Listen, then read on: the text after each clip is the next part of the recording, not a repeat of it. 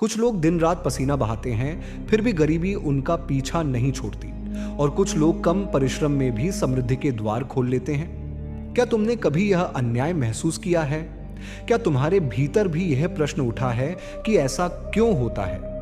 अगर हां, तो आज जो शब्द तुम सुनने वाले हो वे केवल प्रेरणा नहीं है, बल्कि वे उस पर्दे को हटाने वाले हैं जिसके पीछे धन, नीति और बुद्धि का असली रहस्य छिपा है।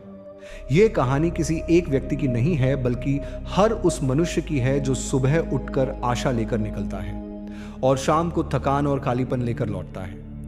यह अंतर भाग्य का नहीं है, यह उस दृष्टि का है जिससे जीवन को देखा जाता है। एक बार किसी शांत वन में एक युवा शिष्य अपने गुरु के चरणों में बैठा था। चारों ओर मौन था, दीपक की लौ स्थिर थी और हवा भी जैसे ठहर गई हो। शिष्य की आंखों में प्रश्नों की ज्वाला थी। उसने धीमे स्वर में पूछा, गुरुदेव, मैं परिश्रम करता हूं, ईमानदारी से करता हूं, फिर भी धन मेरे पास क्यों नहीं टिकता? गुरु ने मुस्कुराकर उसकी ओर देखा और बोले, पुत्र, तुम नदी में खड़े होकर जल को मुट्ठी में भरना चाहते हो, पर मुट्ठी जितनी भी कस लो जल फिसल ही जाता है। धन भी वैसा ही है, वह उस हाथ में नहीं टिकता जिसमें नीति नहीं होती। शिष्य चकित हुआ। गुरु ने आगे कहा, लोग समझते हैं कि श्रम ही सब कुछ है, पर श्रम बिना दिशा के अंधे घोड़े की तरह है जो दौड़ता तो है पर मंजिल तक नहीं पहुंचता। इसी बिंदु से मनुष्य की सोच बदलनी शुरू होती है। यह समझ कि धन देवी है, वह आकर्षित होती है, पकड़ी नहीं जाती। और वह आकर्षण पसीने से नहीं बल्कि बुद्धि और संयम से उत्पन्न होता है। गुरु ने एक कथा सुनाई। एक गांव में दो किसान थे। दोनों सूरज निकलने से पहले खेत में उतरते। दोनों की मेहनत समान थी, पर एक के घर में हर वर्ष अन्न की कमी रहती और दूसरा धीरे धीरे संपन्न होता गया। अंतर क्या था? दूसरा किसान बीज बोने से पहले मौसम देखता, भूमि समझता, बीज चुनता और फिर श्रम करता। पहला बस हल चलाता रहा। गुरु बोले, यही नीति है। जब सोच आगे चलती है तो श्रम फल देता है। यही जीवन का नियम है। कथा आगे बढ़ी। गुरु ने लक्ष्मी को देवी रूप में बताया, जो अस्थिर मन से दूर भागती है और शांत बुद्धि के द्वार पर ठहरती है। उन्होंने कहा, धन कभी शोर में नहीं रहता, वह सन्नाटे में निर्णय लेता है। जो मन हर समय भय और लालच से कांपता है, वहां लक्ष्मी कदम भी नहीं रखती। शिष्य ने देखा कि उसके भीतर कितनी अशांति है, कितनी तुलना है। गुरु ने एक व्यापारी का उदाहरण दिया जो लाभ के पीछे अंधा होकर खर्च को नहीं देखता और अंत में कर्ज में डूब जाता है। यह अनियंत्रित व्यय का दोष है। फिर एक सैनिक की कहानी सुनाई जो हर आदेश पर संदेह करता था और निर्णय बदलता रहता था। युद्ध में वही अस्थिरता हार का कारण बनी। यह अस्थिर निर्णय का दोष है। फिर एक युवक का वर्णन किया जो स्वयं पर विश्वास नहीं करता था।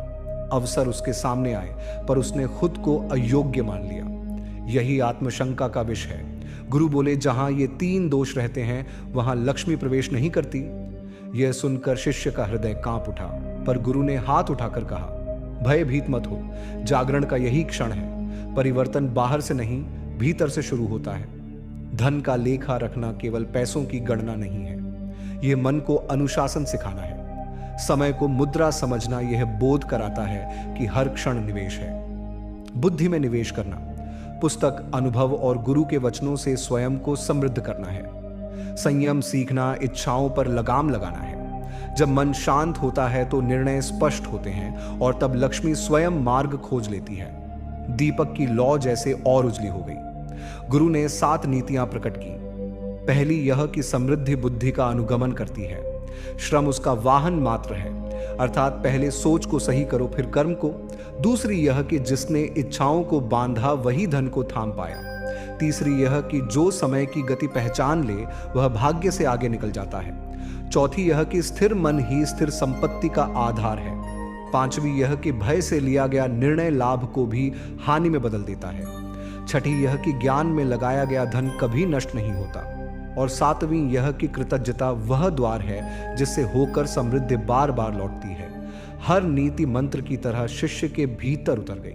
अंत में गुरु बोले, याद रखो, जो सोचता है वही दिशा तय करता है और जो दिशा तय करता है वही राज्य करता है। बाकी लोग केवल श्रम की परिक्रमा में घूमते रहते हैं। शिष्य के मन में शांति उतर आई। उसे समझ आया कि अमीरी कोई अचानक मिलने वाला उपहार नहीं, बल्कि चेतना की परिपक्वता है।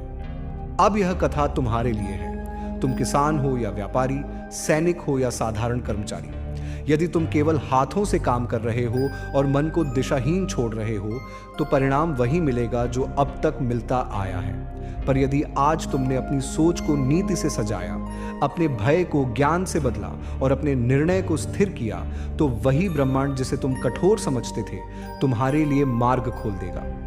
अंधकार में वही दीपक जलता है जो बुझने से डरता नहीं, और जो मन सोचने का साहस करता है वही जीवन में समृद्धि का राज समझ पाता है। इसलिए आज यह संकल्प लो कि तुम केवल काम नहीं करोगे बल्कि सोचोगे, केवल दौड़ोगे नहीं बल्कि दिशा चुनोगे, क्योंकि धन श्रम से नहीं बुद्धि से आता है, और जो इसे समझ लेता है उसके लिए जीवन स्वयं अवसर बन जाता है।